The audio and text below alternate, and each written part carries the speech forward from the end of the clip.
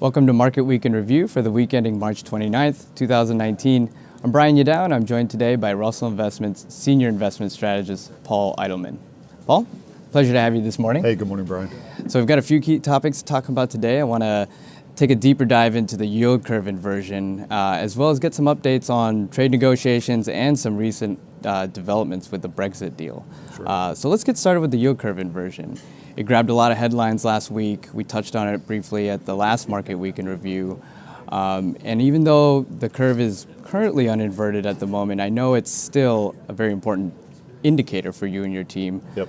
So what are you paying most attention to right now, and should investors still be concerned about the yield curve? Well, I think that inversion last Friday, as Eric talked about, was a very serious development because it's one of the strongest predictors of future economic recessions with a lead time of about a year. So I think that started a lot of people's stopwatches in terms of thinking about the likeliest timing for the next U.S. downturn.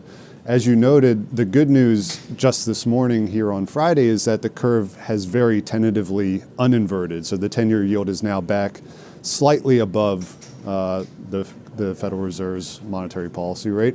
So that's good news, I think, in terms of how we're tracking this as a risk indicator.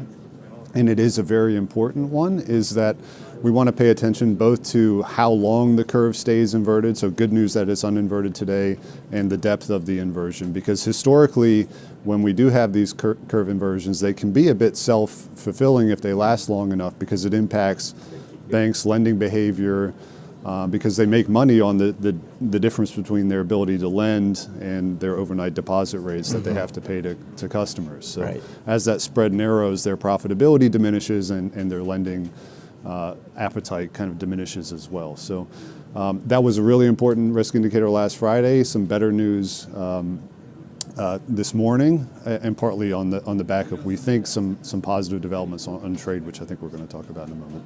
Yeah, let's move on to that. So let's get an update on the trade negotiations. We've seen some news come out from both China and the U.S. on some progress. What were some of the highlights this week, and do any of these developments impact your overall confidence that a final deal will get done? I think we are more encouraged. So there's important discussions taking place in Beijing this week with the U.S. Treasury Secretary in China to kind of keep pushing forward on the negotiations with China. The good news in the reporting overnight from Mnuchin was that they have had productive talks with China, including some progress on China on the important issue of intellectual property theft and other issues. So there's no deal yet, but I think the tone coming out of both Washington and Beijing sounds more upbeat. And I think we've generally seen a positive inflection, particularly from the U.S. administration since the fourth quarter of last year. It looks like the Trump administration potentially got a little bit rattled by the damage we were seeing in the sell-off in financial markets, the big declines in business confidence that we thought were partly due to the uncertainty from trade policy. With that positive inflection in the tone, hopefully we both get a deal, and that also flows through into improvements in business confidence as well going forward. So I think, yes, incremental positive this week. For our final topic, let's touch briefly on Brexit. So lots going on. British lawmakers just rejected Prime Minister Theresa May's third attempt at passing a Brexit deal. What does that all mean?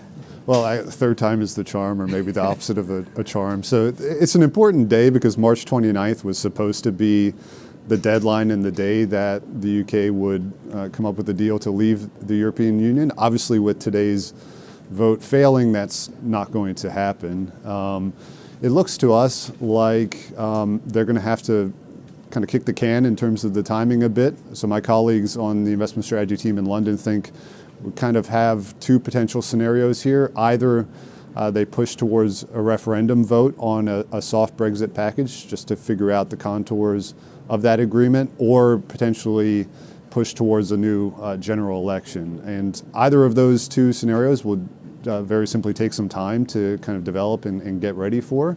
There is a new deadline of April 12th. In our view, that's too soon to really accommodate either of these two likeliest scenarios. And so it just looks to us like the UK government needs a lot more time to hammer this out. There isn't a really clear or easy compromise that everybody is able to agree on. That's kind of good news and bad news. It's good news for markets in an immediate sense that we're not going to have this cliff edge hard Brexit outcome today or in the next couple of weeks.